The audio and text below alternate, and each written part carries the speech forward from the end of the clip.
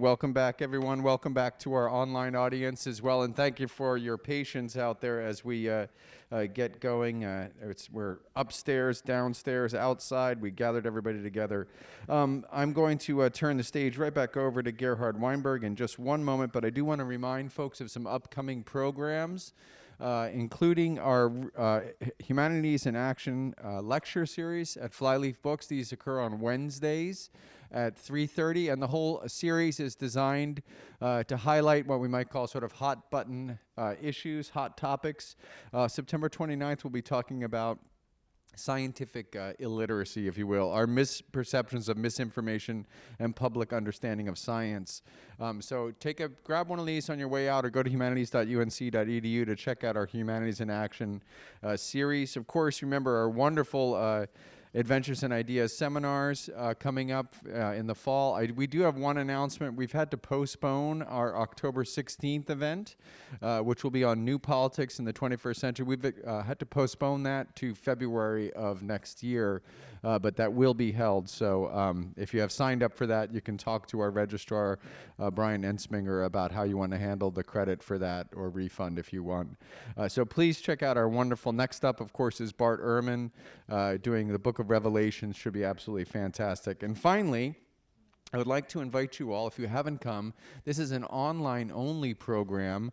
It's a new thing we started during COVID called Lunch with Friends and Strangers. It's our biography program. We just did Babe Ruth yesterday. It's about an hour-long conversation with faculty members at UNC, and they bring along an interesting person. Next up is Hazel Scott, an absolutely fascinating figure in American history, civil rights activist, composer, pianist. We also have Kamel Ataturk this year. We have Nikki Finney, poet, and composers William Grant Still and Florence Price. All is great, fascinating figures, and this is a fun project, so come on by and check it out. Fridays at noon, and again, all of this you can find at humanities.unc.edu. Without further ado, we want to bring back to the stage Dr. Gerhard Weinberg. Put your hands together for Dr. Weinberg. Like Hitler, Stalin acted and made policy decisions on the basis of his beliefs. Stalin saw the Nazis as tools of German capitalists. He never grasped the reality that it was the other way around, that Hitler utilized the capitalists in the implementation of his own policy of territorial expansion towards a world dominated by Germany. The reality of the alternative, as I said, never occurred to Stalin. In the 1930s, Stalin's major concern was his control of the Soviet Union and making that complete and effective.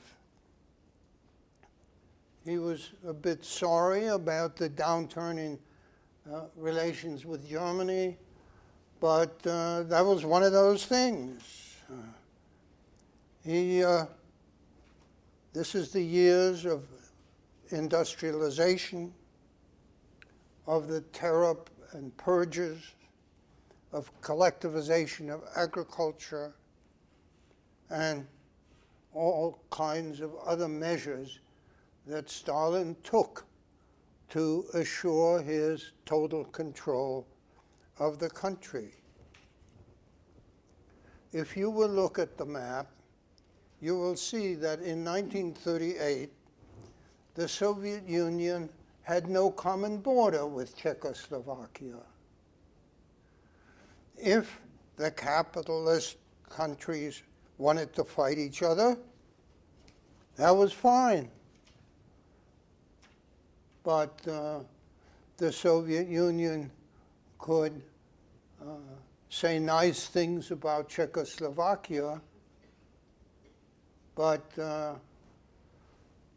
they didn't have any common border with it. as I'll mention subsequently, when they did get to have a common border with it by annexing eastern Poland, then they proceeded to annex a portion of Czechoslovakia. They were therefore not particularly interested in reality, as opposed to propaganda, into the territorial integrity of Czechoslovakia.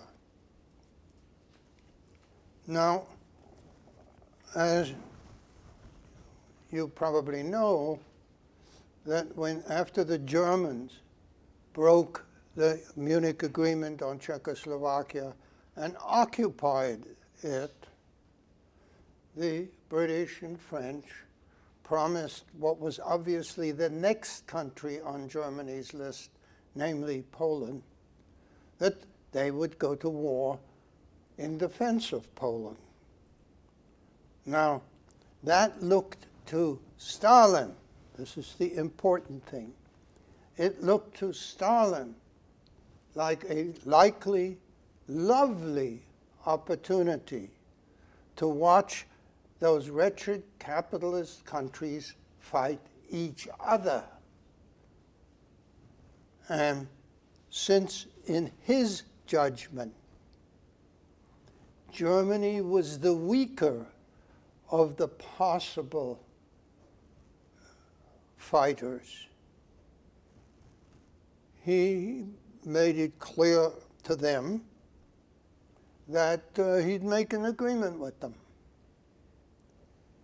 And for reasons I explained in my prior talk, Hitler thought that was fine. And the two countries, that is Germany and the Soviet Union, made an agreement. And that not only led to the Soviet Union annexing the Baltic states and eastern Poland and a part of Romania, and after bitter fighting, a portion of Finland, it meant that Germany and the Soviet Union now had a common border.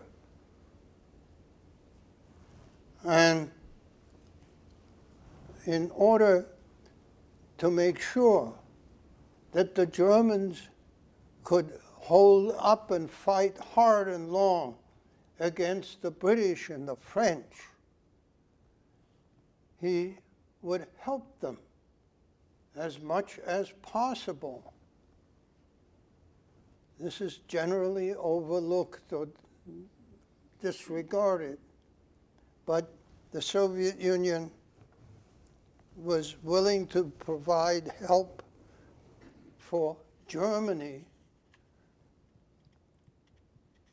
in a way that he would never dream of helping the British and Americans after they became his allies because of the German invasion. I'll just mention a few of the things. He provided lots of supplies to Germany. He also arranged for such things as rubber that the Germans needed from Southeast Asia to be taken by the Trans-Siberian Railway. Hitler's view, you see, that there could be no blockade as long as he remained at peace with the Soviet Union, turned out to be correct. The Soviets would not only provide Germany with supplies, but would enable it to purchase things elsewhere and then ship them across the Soviet Union to Germany. Stalin also provided the Germans with a naval base.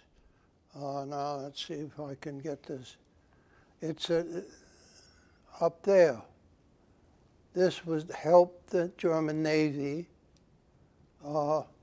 fight against the Allies in the high seas, and it would also help the Germans. No, just a minute, I got the wrong one. It would also help the Germans in their plan to invade and occupy Norway. please note that in all the years that the Soviet Union, after June 41, was allied with Britain and the United States, he would never dream of doing anything as cooperative with them as to provide them with a base. Another thing he would do to help the Germans who, in his judgment, as I said, were weaker than the British and French, was, let's see, just a minute. No. Yeah. For the German Navy to get its submarines out and its auxiliary cruisers into the Atlantic, that wasn't a problem.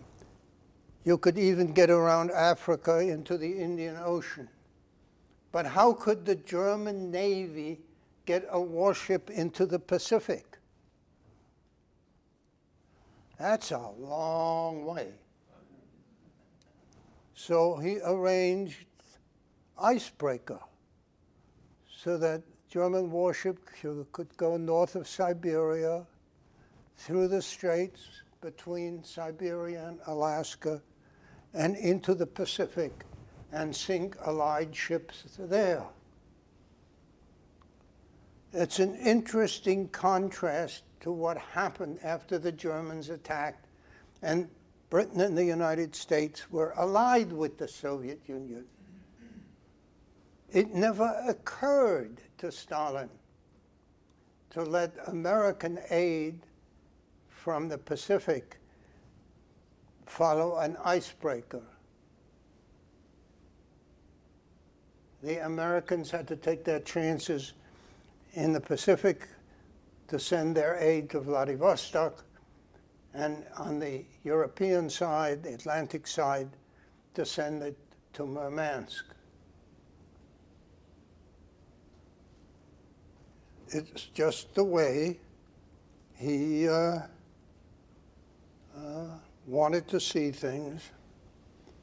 And since they were, in his opinion, weaker than England and France, in the early part of the war, he would help the Germans just as much as he possibly could.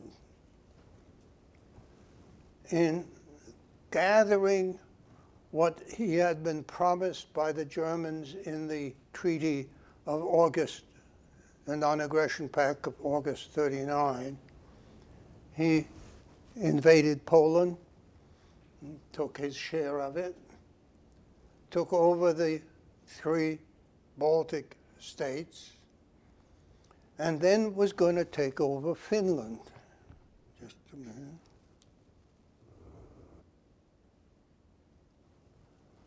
The Finns fought and, in effect, stalled the Soviet attempt to annex Finland, which had become independent after the First World War, as had the Baltic states.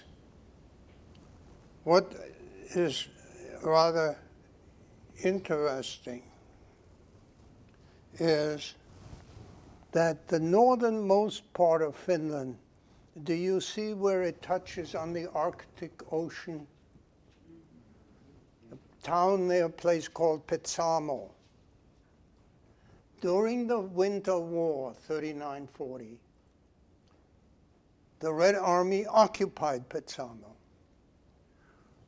When, in March of 1940, the Finns and the Soviets made peace, he gave Petsamo back to Finland. Only time in his life that Stalin voluntarily gave up a piece of territory. And if you ask why this generosity when he was taking pieces of Finland that the Red Army had not been able to occupy during the fighting, why do you give them this little piece back with its nickel mines and important port facilities? And the answer is, I think, that he knew the Germans were about to invade and occupy Norway. And he didn't want another border with the Germans once they occupied Norway. Look at the map. If you will let me just skip a year or two, in the winter of 1941-42, when Germany and the Soviet Union were fighting, and the German army and Finnish armies had advanced from that area, northern Norway and the reclaimed Petsamo, towards Murmansk. When the British foreign minister was in Moscow, Stalin explained to him that when the war's over, we should be allowed to annex Petsamo. And British Foreign Minister Anthony Eden said, okay. When he had it, he gave it up. When he didn't have it, he insisted on its return to Soviet possession. And in today's map, if you look at it, you will see that Finland no longer has a port on the Atlantic, on the North Sea there, on the Arctic Ocean. It's just one of those things. During this period, Stalin, as I said, having totally misread the Nazis and Hitler, would help the Germans in their fight against Britain and France.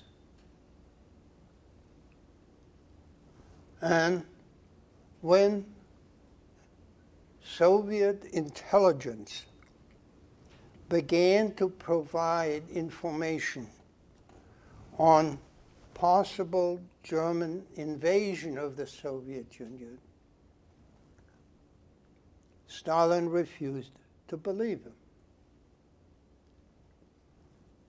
The portion of the German preparations for the invasion of the Soviet Union that in some ways I would suggest was particularly obvious was that the Germans, who had practically no spies in the Soviet Union, proceeded, starting in the fall of 1940, to send their airplanes to take pictures of everything they wanted to see, both in the original Soviet Union and the territory, Eastern Poland, Baltic states, and so on, that they had helped the Soviets get.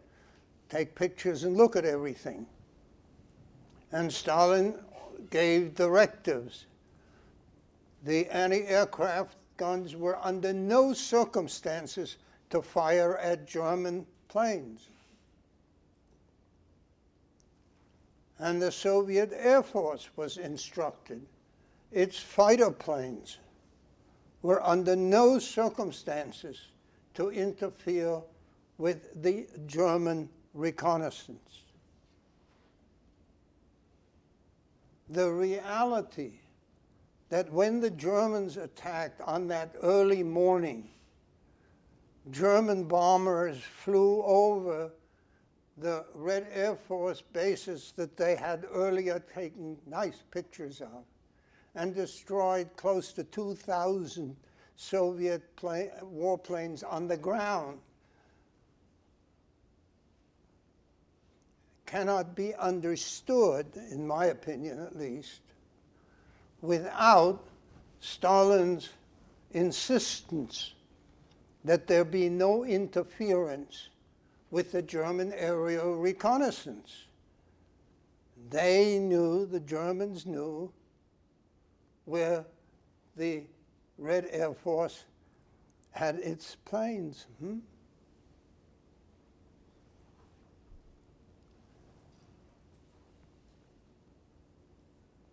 The warnings from his own intelligence were, as I indicated, completely disregarded. Some of those were extraordinarily accurate. Perhaps one of his most famous, Stalin's most famous agents was Richard Zorge, who was nominally in the German embassy in Tokyo, and in reality tied closely with Japanese intelligence. And he and others in Soviet intelligence in Europe provided all the information Stalin would have needed if he had been interested. First, let me talk about the British government. While the intelligence they had on German plans to invade the Soviet Union was in general quite accurate, they provided it to the Soviets, and Stalin disregarded it. A member of Hitler's opposition in Germany provided the American commercial attaché with an outline of the German invasion plan. The US, of course, is neutral at this point in time, okay? Who sends it to Washington. And Roosevelt had Assistant Secretary of State Sumner Welles give it to Umansky, the Soviet ambassador in Washington, who sends it to Moscow, where Stalin tosses it into the wastebasket as an Allied provocation. All the efforts of the Western Allies to warn the Soviet Union of a forthcoming German attack are seen by Stalin, not what they are, realistic warnings of what's in fact about to happen. But he sees them as provocations by the British and Americans. Those wretched capitalists are trying to get us involved in a war on their side against Germany because they're so much weaker than the Germans. They need us to help them, and they want to try to get us in, and so they are pretending that the Germans are going to attack us. There was actually substantial Soviet intelligence inside Germany and what by 1941 was German-controlled parts of Europe, occupied France and most of France, Holland, Belgium, Norway, Denmark. Then in the spring, 41, Yugoslavia, Greece. But from Stalin's perspective,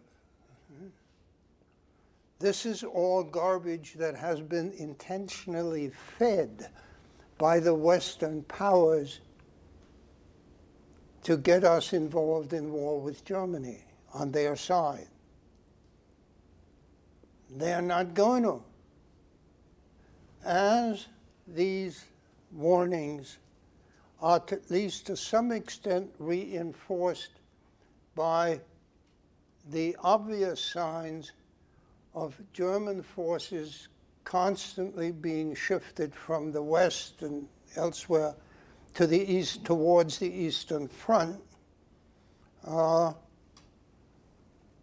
Stalin decides on two policies to cope with the, in his opinion, remote possibility of the Germans doing something so stupid as to attack us. Number one, he will make more concessions to the Germans, provide more supplies and help.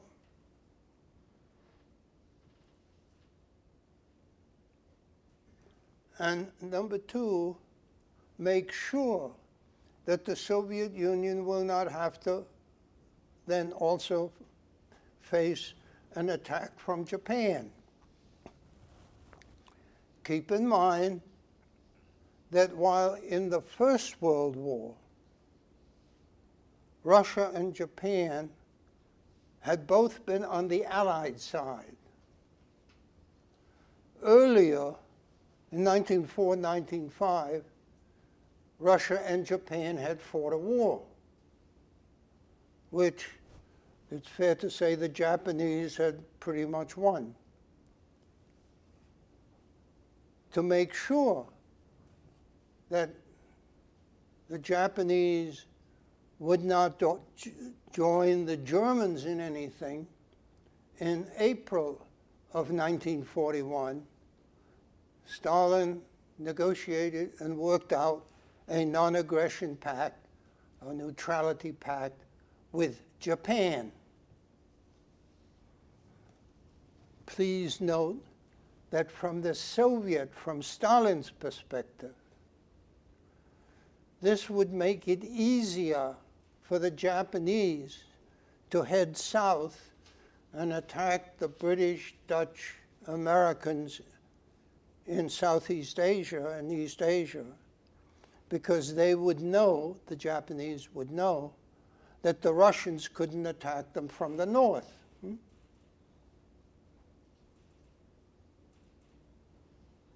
This is April 1941. Now, there is evidence that Soviet intelligence was able to get a copy of the Hitler order for the beginning of the invasion.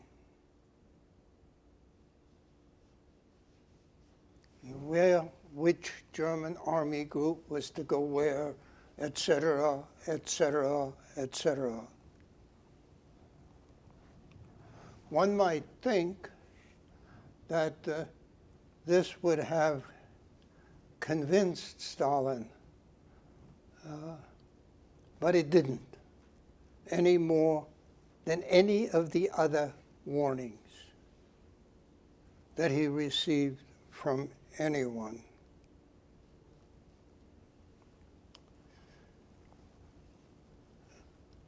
Under those circumstances, you will, I trust, not find it very difficult to understand why Stalin was so completely surprised when the Germans, as they had planned, did attack.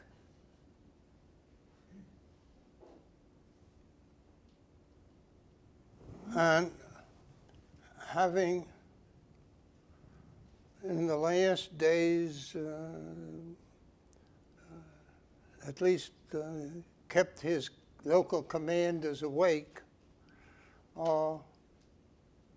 found that the German offensive crushed Russian forces near the border rather quickly. Needless to say, he was no more interested now in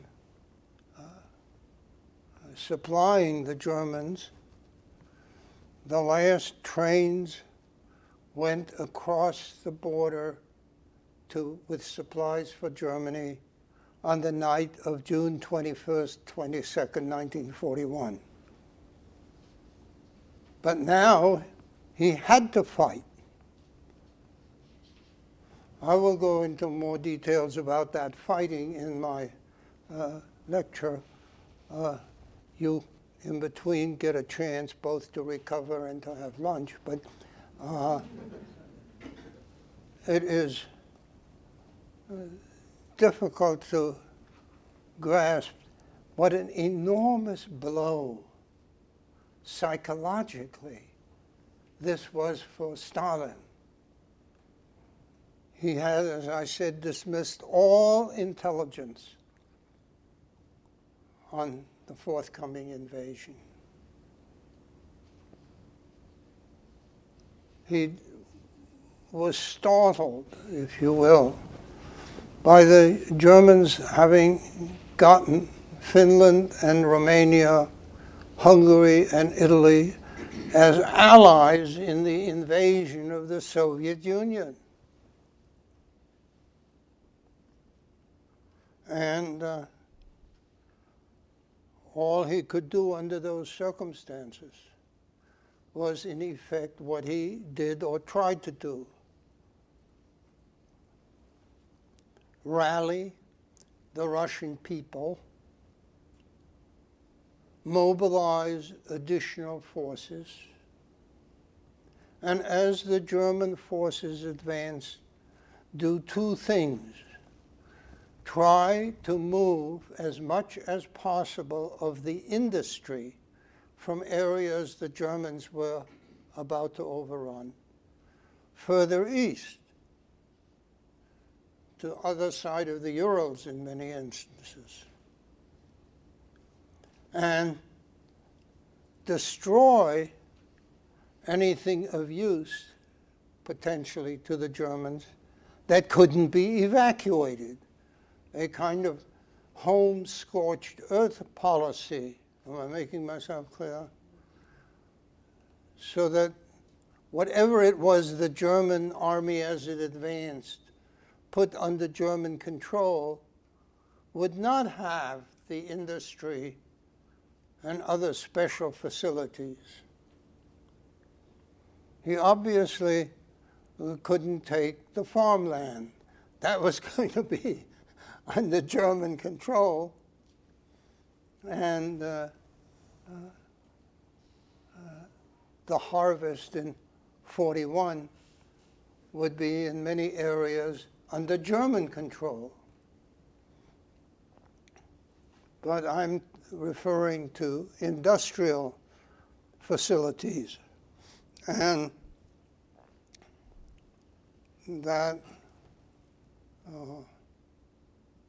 was, I think, a very important measure which the Germans did not understand. And even, as I mentioned before, the Soviet counteroffensive on the central part of the front, the Yernya, Smolensk area, did not enlighten the Germans as to the reality. Certainly, the Red Army was going to fight,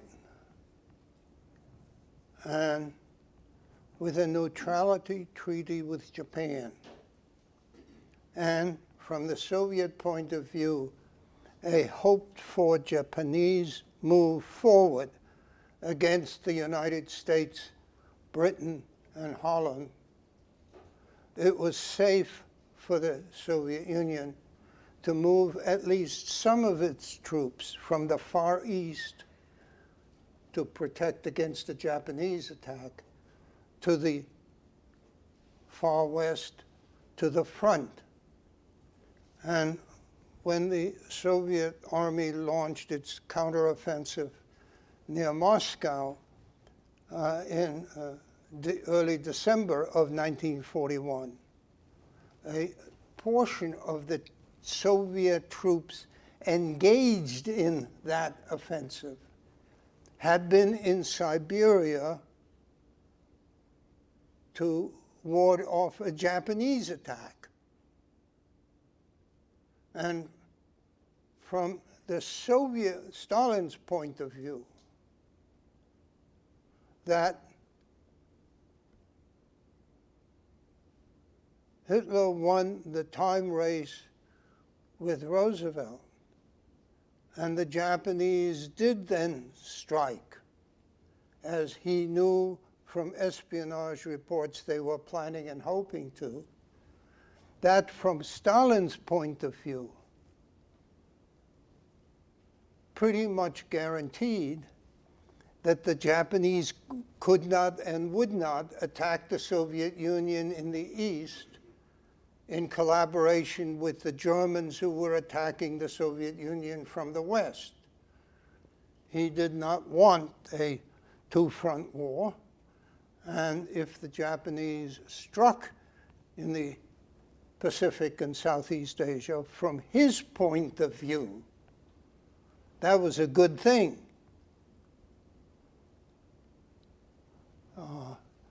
It's not the perspective on Pearl Harbor that most Americans have as a good thing, but I'm asking you to consider this from the perspective of Stalin, who is trying to rally troops to defend Moscow, and if necessary, to keep fighting over the area between Moscow and the Ural Mountains.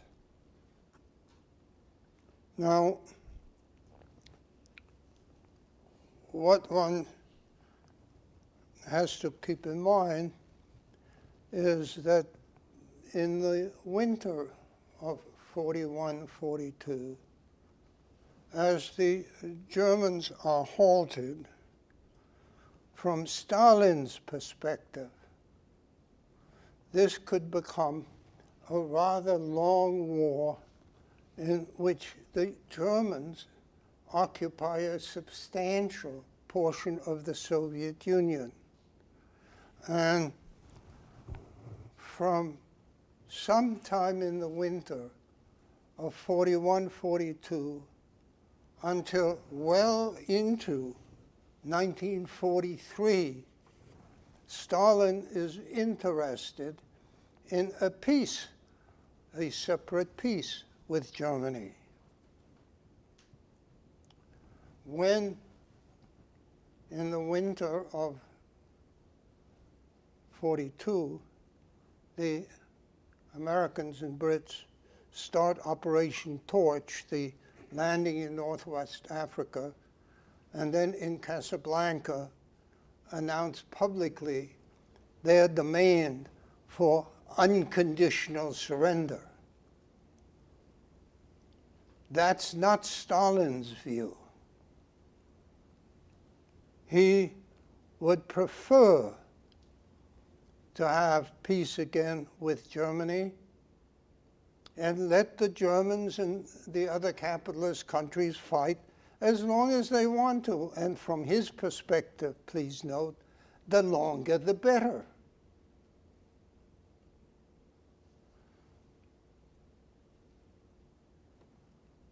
As I mentioned in my prior talk, we do not know exactly what terms Stalin was prepared to agree to in a separate peace with Germany and Germany's allies. And it's my personal opinion that if and when the records of on his peace plans with Germany, separate peace plans, are opened, nobody will be able to read them because of the deterioration of the paper.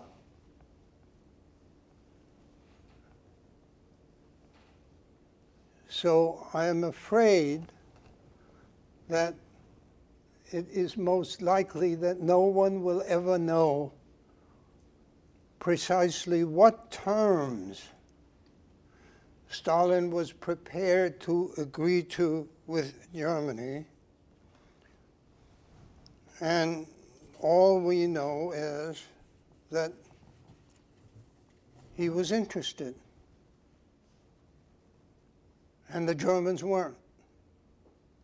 And when I say the Germans, I mean Hitler, because there were people in Germany, in the government, who thought that an agreement with the Soviet Union would be a good idea. But as I mentioned, Hitler was certain that what he insisted on getting, Stalin would not and could not yield. Under these circumstances, you have, in the case of Stalin now, these two parallel policies. If the Germans are willing to make peace, we'll end the fighting. But if they won't, we will keep on. And we will conquer lots. There is an intriguing aspect to this. I mentioned earlier that while Churchill was prepared to recognize legally, diplomatically, the Soviet annexation of the Baltic states, President Roosevelt not only refused to have the United States do it, but by pressure kept the British from recognizing it. In his negotiations with the British and Americans, as Stalin saw how nasty and stubborn the Americans under Roosevelt were, decided on a change in a prior Allied agreement. I go into this because this is how the map of Europe came to be the way it is today. The initial Allied plan had been, if you look at that map, you see that piece of Germany that's generally referred to as East Prussia. It was to be turned over to Poland.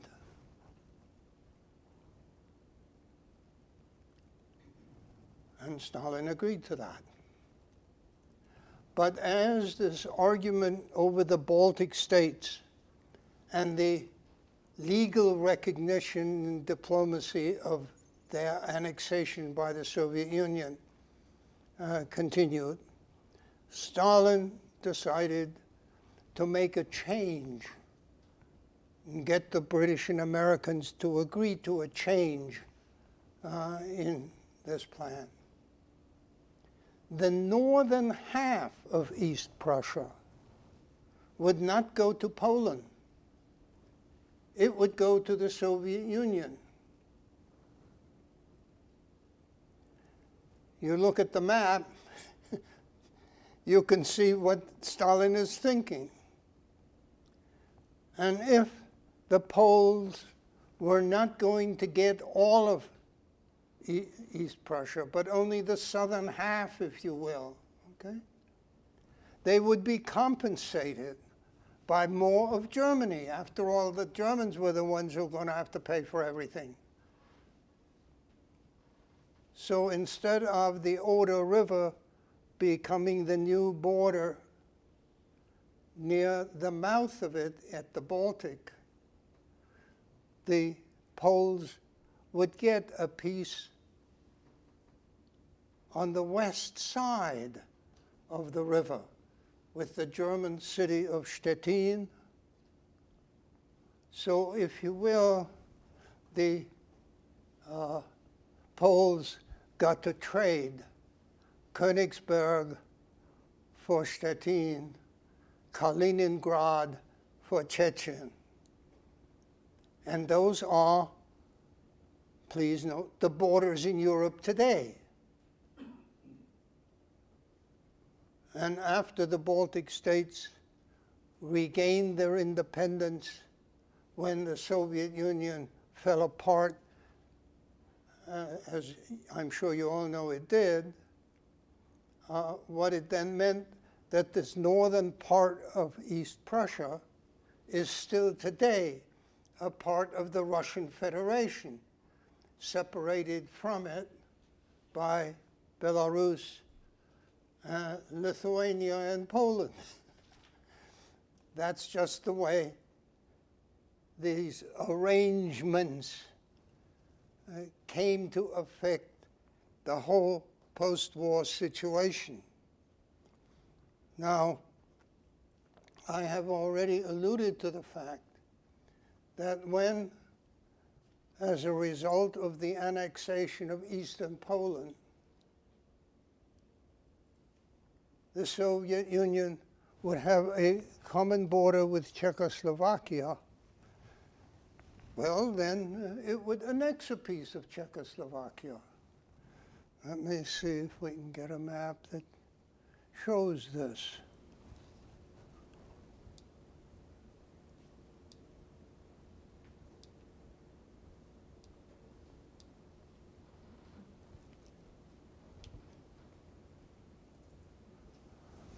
And that area, that part of what before the war was in Czechoslovakia, is now in the independent state of the Ukraine, because that's where the contact, geographic contact between the Soviet Union and Czechoslovakia once was, okay? It is the one instance where one of the victors took territory from one of the allies. Because Czechoslovakia, of course, was on the Allied side in World War II, and the locals there did what they could to help the Allies win the war. And as I said, their reward for this was that the easternmost part of the country was annexed by the Soviet Union. As I mentioned, this was possible because the Soviet Union insisted on going back pretty much, not precisely, to the border inside Poland that it had worked out with the Germans back in '39. Annexing what had been the eastern part of Poland was why Poland would then annex the southern part of East Prussia and Germany as far as the Oder River. Instead of Hitler expanding German living space, he managed to get it contracted by about 20%. And to make sure that this Poland that had been pushed to the west would behave properly from Stalin's perspective, he not only changed its borders, it could defend its new border with Germany after annexing a huge part of Germany only with Soviet support. He made sure that it was run properly. Roughly 15,000 Polish officers who had surrendered in 1939 or were arrested thereafter were executed at Stalin's orders in camps within the Soviet Union. The discovery of the grave of about a third of these, of roughly 5,000 at Katyn, was to lead to lots of publicity and arguments. But I'm trying to get into this from the perspective of Stalin, what he was doing. He was making sure that as many of Poland's military leaders were dead when the war was over,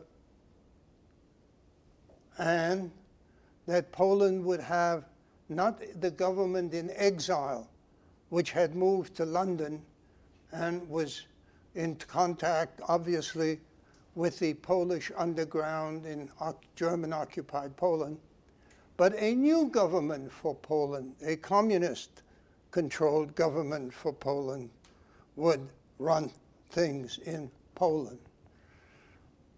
A Poland, as I said, that had been moved west several hundred miles. And also, he would make a concession to his Western allies in one area. As I've already indicated to you, in most areas, he wasn't going to do a thing to help the British and Americans. They could fight the Germans, of course, but he wasn't going to help them do it. They were supposed to help him. But they seemed to be interested in a replacement for the collapsed League of Nations.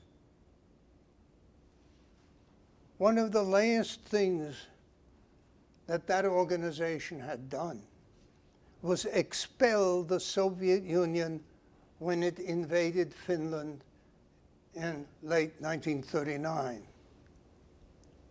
But, again, from Stalin's perspective, those Americans really seemed interested in this. Keep in mind, again, Roosevelt had been in the Wilson administration. He had in 1940, as candidate for vice president of the Democratic Party, been campaigning for the United States to join the League of Nations, which of course the United States had never done. But he had now pushed for a creation of a new organization, the UN, the United Nations Organization.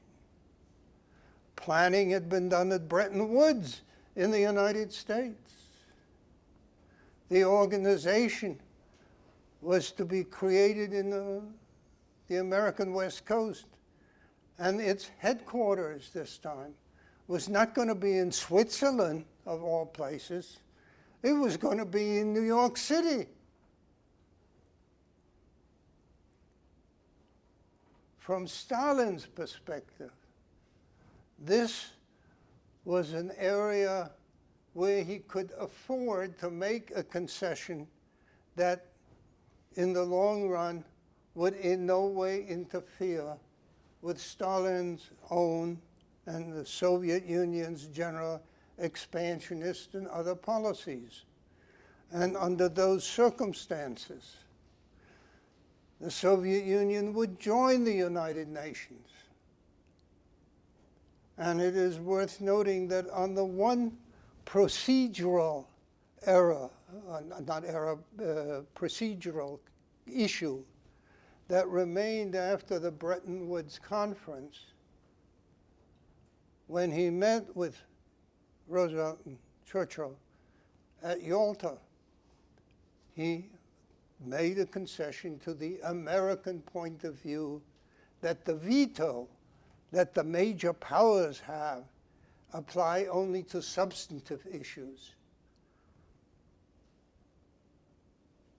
From the earlier Russian insistence on a veto on procedural questions in the UN, he figured this is something we can make a concession to Roosevelt that doesn't make much difference. I think that what we have to kind of look at as we consider these things is that from Stalin's point of view, this was an area on which the Soviet Union could make concessions without giving up anything that to Stalin was really important. The territorial gains it made, and the fact that the Red Army's advance into Germany and taking of Berlin meant, number one, that the pushing west of Poland would work, and all Germans east of that line who hadn't fled would be shoved out, and that in the part of Germany that the Soviet Union would occupy, it could and would establish a German communist state. And that, of course, is what it did. So that while, as I mentioned earlier, Hitler's war, instead of increasing Germany's living space, ended up substantially decreasing it, okay? But of this decreased in size and space Germany, the eastern part would be first under Soviet control and then run by a German communist regime. In the arrangement, the four powers would divide Berlin as they divided the rest of Germany into what was now called a sector instead of a zone. You had, in other words, a Soviet, American, British, and French zone of Germany, and in Berlin, a Soviet, British, American, and French sector. And while a couple of years after the war, there was a major Soviet effort to unify Berlin, all four sectors, under the new German, East German communist regime, the airlift, as you may recall or know at least, in 47, 48, 49, made the thing look increasingly nasty for the Soviet Union, so they gave up, and Berlin remained divided into sectors, am I making myself clear, until the whole Soviet system collapsed. And as I'm sure you realize, it is now a part, all four sectors, just as the zones, the two states which evolved out of the zones, an East German state out of the Russian zone, a West German state out of the British, French, and American zones. Those two were joined, and although it's a smaller country than it was in 1939, Germany today is one country.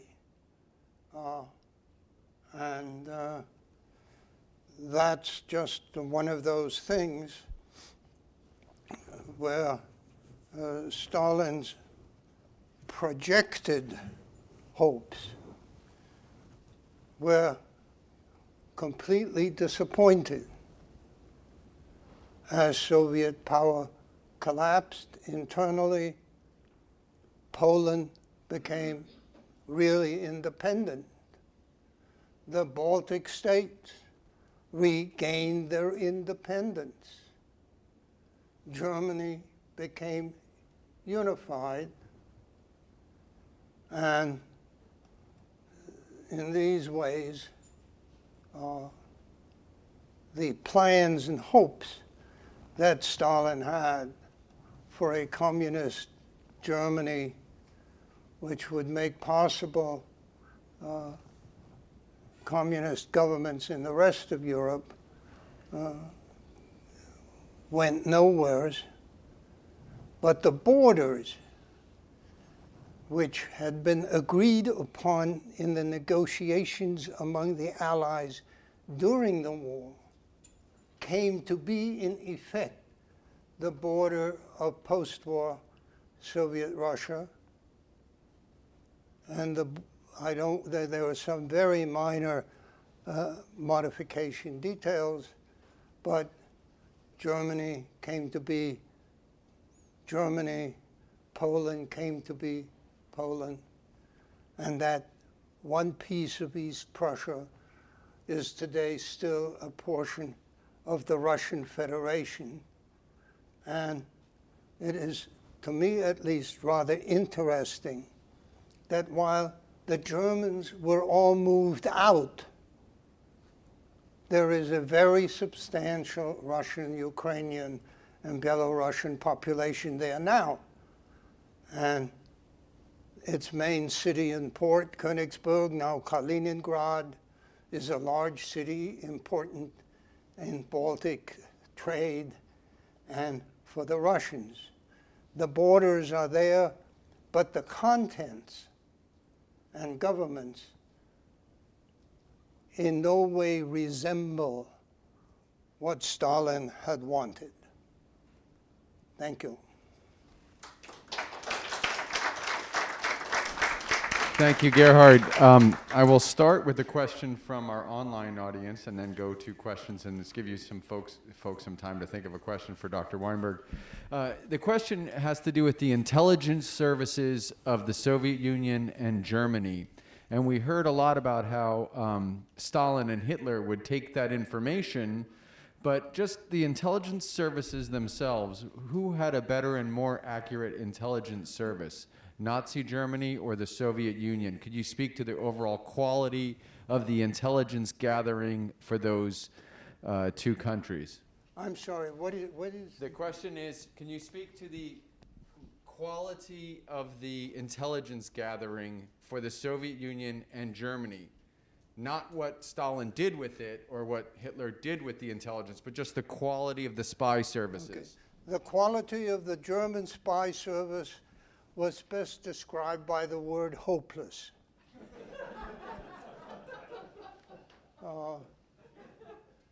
Its leadership was hopeless.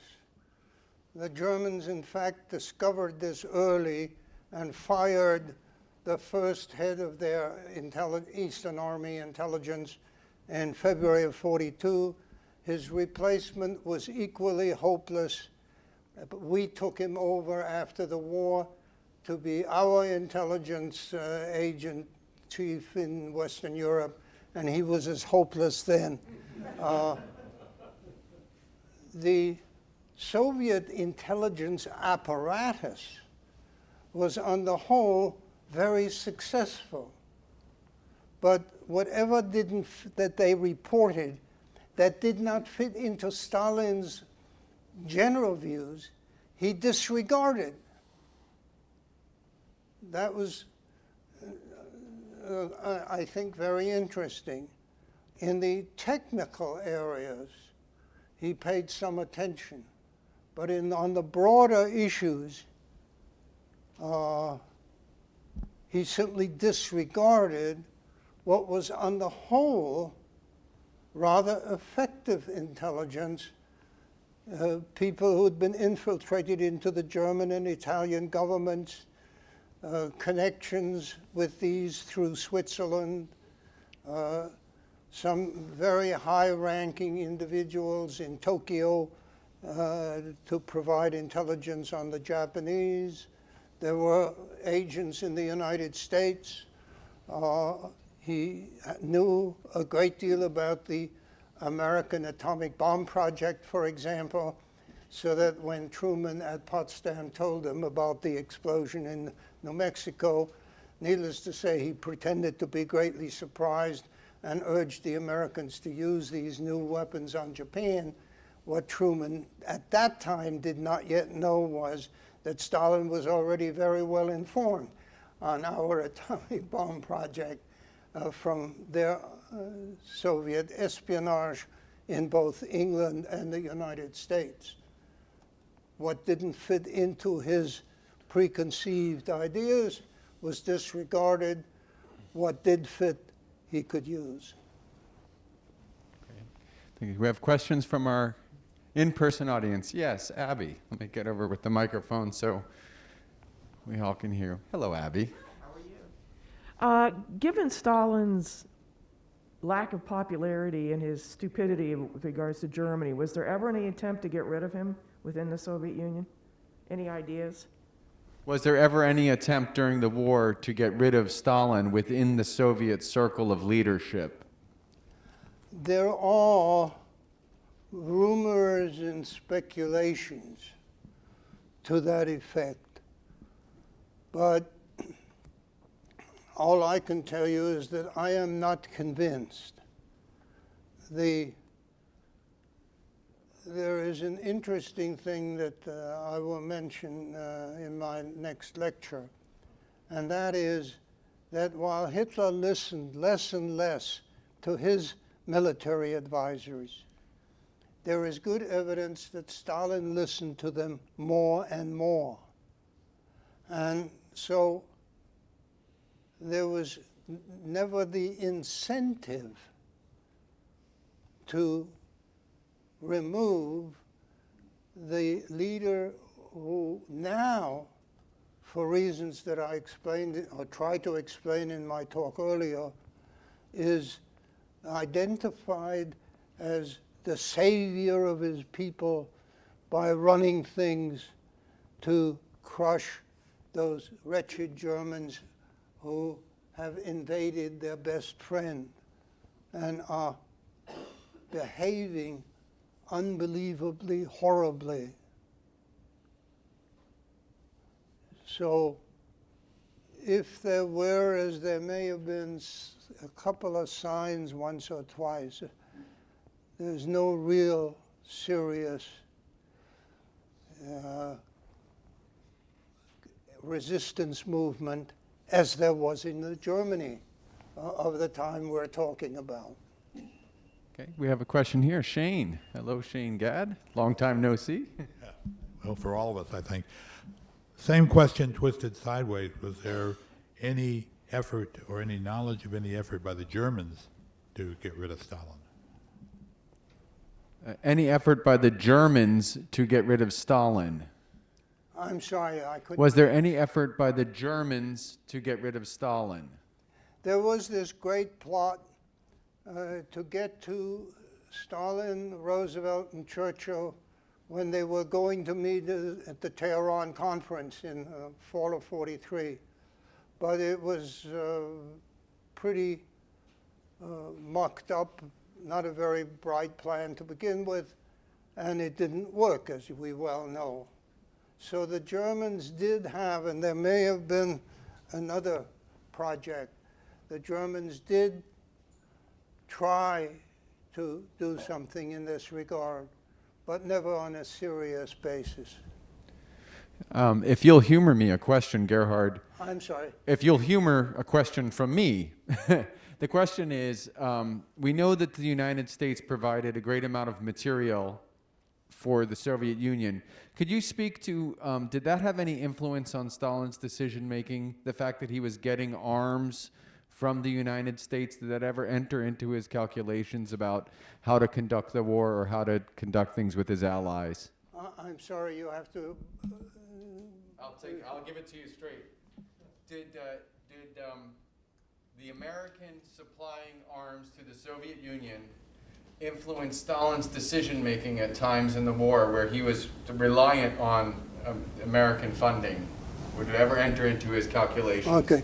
I will talk some more about the Allied aid to the Soviet Union when we talk about the fighting on the Eastern Front.